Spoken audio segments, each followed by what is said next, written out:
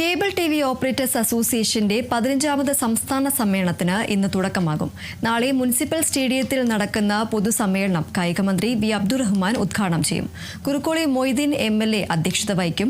4 മണിക്ക് തിരൂർ സെൻട്രൽ ജംഗ്ഷനിൽ നിന്നും ആരംഭിക്കുന്ന സാംസ്കാരിക ഘോഷയാത്ര കേരളം ഇതുവരെ കാണാത്ത രീതിയിൽ സാംസ്കാരിക വൈവിധ്യം നിറഞ്ഞതായിരിക്കുമെന്നും സ്വാഗത സംഘം ജനറൽ കൺവീനർ അബൂബക്കർ സിദ്ദീഖ് പറഞ്ഞു.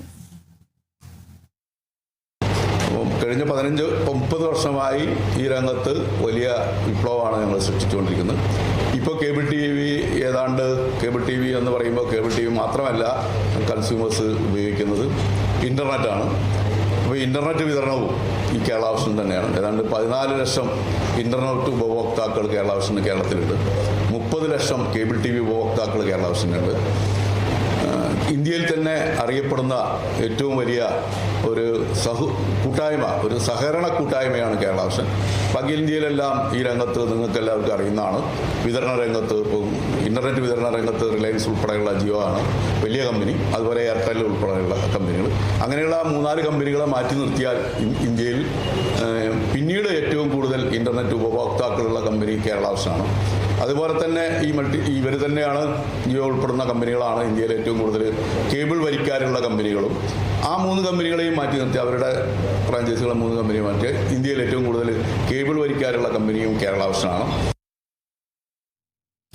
ഈ സമ്മേളനത്തോടുകൂടി കേരളത്തിൽ കേരള വിഷൻ എന്ന ബ്രാൻഡിന്റെ സ്ഥാനം വിവിധ മേഖലകളിലേക്ക് വ്യാപിപ്പിക്കാനുള്ള പദ്ധതികൾക്ക് രൂപമാകുമെന്നും NH അൻവർ ട്രസ്റ്റുമായി ചേർന്ന് കൂടുതൽ സേവന പ്രവർത്തനങ്ങൾ നടത്തുമെന്നും COA സംസ്ഥാന പ്രസിഡന്റ് പ്രവീൺ മോഹൻ പറഞ്ഞു.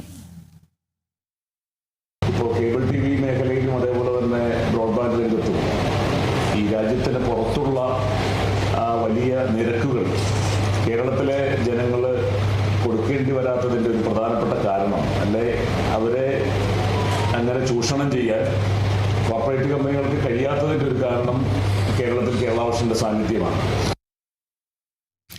ബിസിനസിന്റെ വൈവിധ്യീകരണം ഉൾപ്പെടെ നിർണായകമായ പല ചർച്ചകൾക്കും തീരുമാനങ്ങൾക്കും വേദിയാകുന്ന സമ്മേളനമായി 15ാമത് COA സംസ്ഥാന സമ്മേളനം മാറുമെന്ന് COA സംസ്ഥാന ജനറൽ സെക്രട്ടറി PB സുരേഷ് പറഞ്ഞു.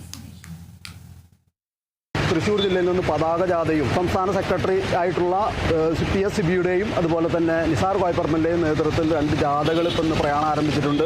അത് വൈകിട്ട് 6 മണിക്ക് പൊതുസമ്മേളന നഗരിയിൽ സംഗമിച്ചുകൊണ്ട് അവിടെ ജനറൽ കൺവീനറായിട്ടുള്ള അബൂബക്കർ സിദ്ദീഖ് അതിൻ്റെ പതാക ഉയർത്തുന്നതോടുകൂടി ഔപചാരികമായിട്ടുള്ള സമ്മേളന നടപടികൾ ഇന്നു മുതൽ ആരംഭിക്കുകയാണ്. നാളെ കേരളത്തിൻ്റെ എല്ലാ ജില്ലകളിൽ നിന്നും പങ്കെടുക്കുന്ന മുഴുവൻ കേബിൾ ടി വി ഓപ്പറേറ്റർമാരും കുടുംബാംഗങ്ങളും പങ്കെടുക്കുന്ന ഒരു സാംസ്കാരിക ഘോഷയാത്ര, കേരളത്തിലെ വിവിധങ്ങളായിട്ടുള്ള കലാരൂപങ്ങളെ പങ്കെടുപ്പിച്ചുകൊണ്ടുള്ള ഒരു വലിയ സാംസ്കാരിക ഘോഷയാത്ര നാളെ നടക്കും. തുടർന്ന് മറ്റന്നാൾ 29-ാം തീയതി രാവിലെ 9 മണി മുതൽ നമ്മുടെ പൊതുസമ്മേളനം ആരംഭിക്കും.